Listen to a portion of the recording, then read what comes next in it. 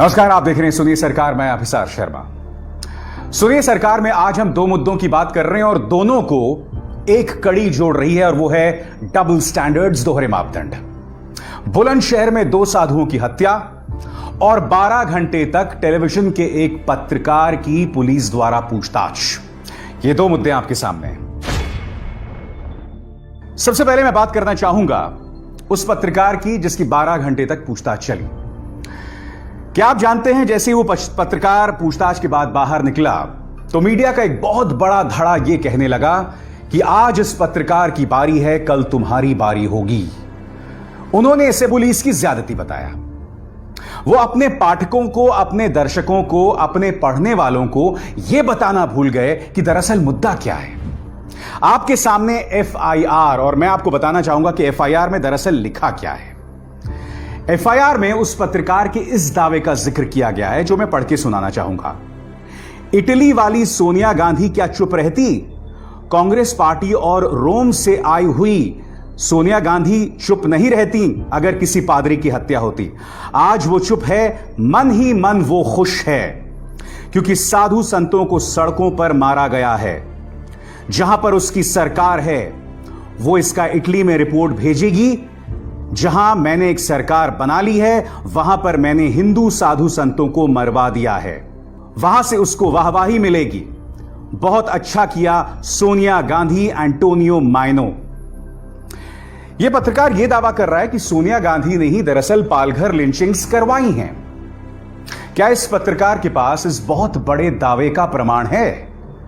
क्योंकि यह बात तो भारतीय जनता पार्टी ने भी नहीं कही ना। और मुद्दा वो नहीं है, इस पत्रकार का एक इतिहास रहा है कि जिन लोगों ने सत्तारूढ़ भारतीय जनता पार्टी से सवाल किए हैं, हर बार उन्हें बदनाम करना, उन्हें टारगेट करना, यह तक कहना कि बताइए दोस्तों ऐसे लोगों के साथ क्या किया जाए, इन्हें क्या चिन्हित ना किया जाए। और आज जो लोग इस झूठ पर, इस पत्रकार के पक्ष में खड़े हैं, मैं आपसे कुछ सवाल पूछना चाहता हूं। गौरी लंकेश याद है कि नहीं आपको?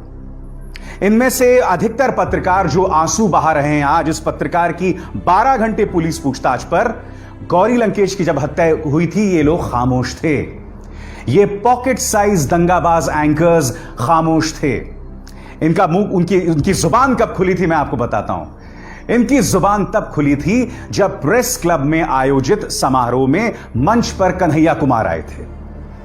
कन्हैया कुमार जो कि गौरी लंकेश के दोस्त थे। तब जाकर इन्होंने कहा कि यहां पर वामपंथियों का प्रवेश हो गया है, तमाम चीजों की बात होने लग गई। क्या आप जानते हैं कि इस वक्त कश्मीर में unlawful activities prevention act, anti terror law के अंतर्गत कम से कम 3 पत्रकार जेल में हैं। क्या उनके लिए इन लोगों के आंसू बह रहे हैं? नहीं बह रहे हैं। आपके स्क्रीन पर यह सरफूरा जरगर है, प्रेग्नेंट है। सीएए के खिलाफ जो आंदोलन हुआ था जामिया में, एक तरह से इन्होंने उसकी अगुवाई की थी।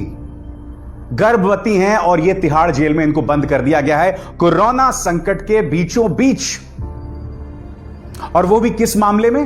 एंटी टेरर लॉ, इसी यूएपीए के अंतर्गत इन्हें बंद कर दिया गया है।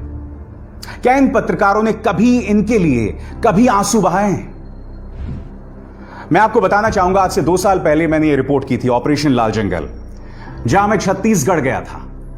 छत्तीसगढ़ में एक पत्रकार को इसलिए जेल में डाल दिया था एसआर कल्लूरी, जो उस वक्त आईजी थे बस्तर के, क्योंकि इन्होंने व्हाट्सएप पर एक जोक डाला था। व्हाट्सएप पर बीजेपी का आईटी सेल तो लगातार झूठ फैलाता है।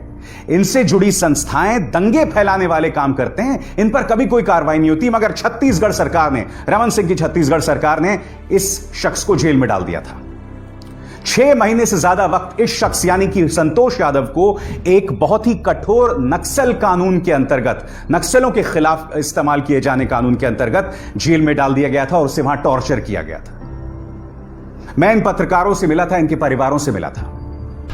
इन पत्रकारों के लिए इनके जहन में कोई दर्द नहीं था। गौरी लंकेश मामले में भी इनका प्रवेश तब हुआ था जब कन्हैया मंच पर दिखाई दिए थे, और आज ये प्रेस की आजादी की बात कर रहे हैं। उत्तर प्रदेश पुलिस ने 1 नहीं 2 नहीं आधे दर्जन से ज्यादा बार इन न्यूज चैनल्स के झूठ का पर्दाफाश किया है।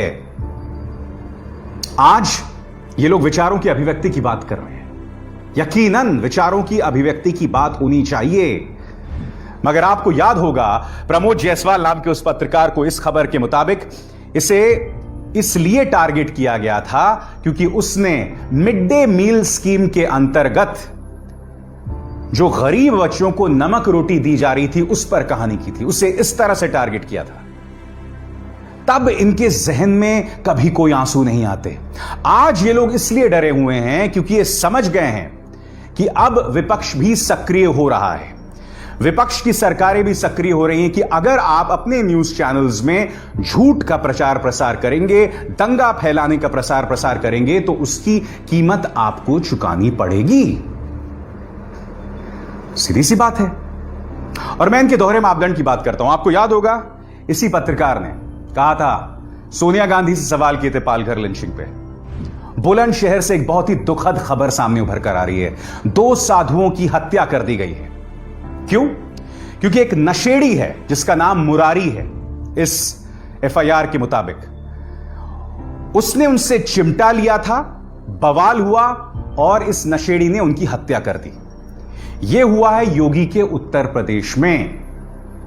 आज सुबह से ही भारतीय जनता पार्टी के आईटी सेल वाले पूरी कोशिश कर रहे हैं कि इसमें कहीं ना कहीं से मुस्लिम एंगल सामने उभर कर आए। क्या इस पत्रकार की हिम्मत होगी इस घटना पे सवाल करने की कि उत्तर प्रदेश जहां बीजेपी की सरकार है, आखिर इन साधुओं की हत्या क्यों हुई और क्या प्रधानमंत्री नरेंद्र मोदी इसका जवाब देंगे? बताइए ना। उस वक्त भी आपने उद्धव ठाकरे से सवाल नहीं किया था। आपने सवाल किससे किया था? आपने सोनिया गांधी से सवाल किया था। तो क्या यह सवाल आप प्रधानमंत्री नरेंद्र मोदी से करेंगे? आप नहीं करेंगे। तो मैं जो आपसे सवाल कर रहा हूं कि शुक्र है कि बुलंदशहर में अब ये लोग किसी तरह से इसे कॉमनलाइज करने की कोशिश नहीं करेंगे। क्यों नहीं करेंगे? क्योंकि पहली बात, वहां बीजेपी की सरकार है और जाहिर सी बात है वहां आप कैसे सांप्रदायिकरण करने की कोशिश करेंगे। मगर अगर वाकई वहां मुसलमान निकल आता, हत्यारा या हत्या का आरोपी, तो यकीनन इस खबर को किसी और किस्म का कवरेज मिलता। बेशक यह मामला अपराध का है, यह हेट क्राइम नहीं है। जैसे मैंने कहा, चिमटा उसने चोरी कर लिया था, तकरार हुआ। अब यह मुरारी की जगह कोई अफजल भी हो सकता था और उसका अर्थ यह नहीं कि यह हिंदू मुस्लिम का मामला है। अगर ऐसा होता तो अब चूंकि मुरारी है, इसलिए पूरी तरह से भारतीय जनता पार्टी का आईटी सेल खामोश है। मगर इनके तौरे मापदंड हम लगातार देखते रहे हैं। क्या कहना है बुलंदशहर के एसएसपी का, आइए आप खुद सुनिए। ये पडौना गांव जो अनूपशहर थाना क्षेत्र में स्थित है, यहाँ पर 2 बाबा एक मंदिर है जिसमें जगदीश शर्मा और शेर सिंह नाम के 2 बाबा रहते थे। और इसी मंदिर पर भी गांव का ही एक व्यक्ति है जिसका नाम मुरारी उर्फ राजू है, जो आता जाता था, भुनेड़ी है, बहुत ज़्यादा भांग पीने का आदी रहा है। 2-3 दिन पहले बाबा का चिमटा इसके द्वारा गायब कर दिया गया था, जिसपे बाबा लोगों ने बुला करके इसके साथ डांट पिलाई थी। उस आधार पर कुछ बातें इसके दिमाग में रही होंगी, जिसके आधार पर इसके द्वारा आज सुबह किसी समय आकर के तलवार से इन दोनों बाबाओं की हत्या कर दी गई। बाद में गांव के लोगों ने इसको गांव से बाहर तलवार लिए हुए जाते हुए देखा गया था। उस आधार पर इसकी तलाश की गई। गांव से 2 किलोमीटर दूर नशे की हालत में अर्धनग्न अवस्था में मिला है। अभियुक्त को गिरफ्तार कर लिया गया है। मौके पर मैं मौजूद हूँ। कानून व्यवस्था की कोई समस्या नहीं है। फिलहाल ये अभियुक्त नशे की हालत में है और अर्धनग्न है, तो उससे पूछताछ का प्रयास किया जाए।